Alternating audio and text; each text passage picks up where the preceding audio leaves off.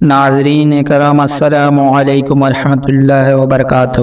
ایک بزرگ حج کے سفر پر گئے تھے۔ جب وہ ایک جگہ سے گزر رہے تھے تو ان کے ہاتھ میں ایک تھیلا تھا، اس میں کچھ پیسے تھے۔ اچانک ایک چور ان کے ہاتھ سے تھیلا چھین کر بھاگ گیا۔ جب چور کافی دور نکل گیا تب اچانک اس کی آنکھوں کی روشنی ختم ہو گئی۔ آنکھوں کی روشنی جاتے دیکھ اس چور نے رونا شروع کر دیا۔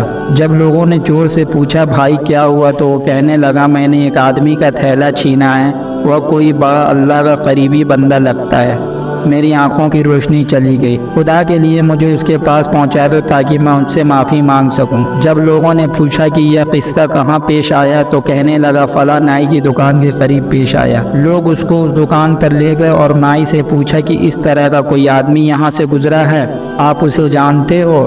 اس نے کہا مجھے ان کا گھر تو نہیں پتا، مگر نماز کے لیے وہ یہیں سے آتے جاتے رہتے ہیں، اگلی نماز کے لیے پھر آئیں گے۔ یہ لوگ انتظار میں بیٹھ گئے۔ وہ بزرگ اپنے وقت پر تشریف لائے۔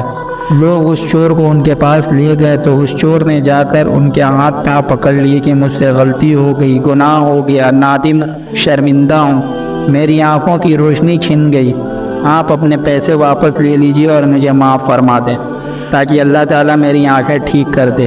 وہ بزرگ کہنے لگے میں نے تو تجھے پہلے ہی معاف کر دیا۔ یہ سن کر چور کو بڑا تعجب ہوا، کہنے لگا حضرت میں تو آپ کا تھیلا چھین کر بھاگا اور آپ کہتے ہیں کہ معافی مانگنے سے پہلے ہی معاف فرما دیا۔ وہ بزرگ فرمانے لگے ہاں میرے دل میں کوئی بات آ گئی تھی۔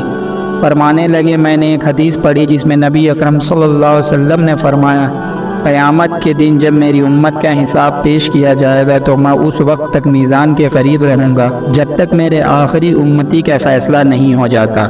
میرے دل میں یہ بات آئی کہ اگر میں نے اس چور کو معاف نہیں کیا تو قیامت کے دن یہ مقدمہ پیش ہوگا، اور جتنی دیر میرے مقدمے کا فیصلہ ہونے میں لگے گی اللہ کے نبی علیہ السلام کو اتنی دیر جنت کے باہر رہنا پڑے گا، اس لیے میں نے معاف کر دیا کہ نہ تو مقدمہ پیش ہوگا نہیں میرے محبوب کو جنت میں جانے میں دیر لگے گی، وہ جلد جنت میں تشریف لے جائیں گے۔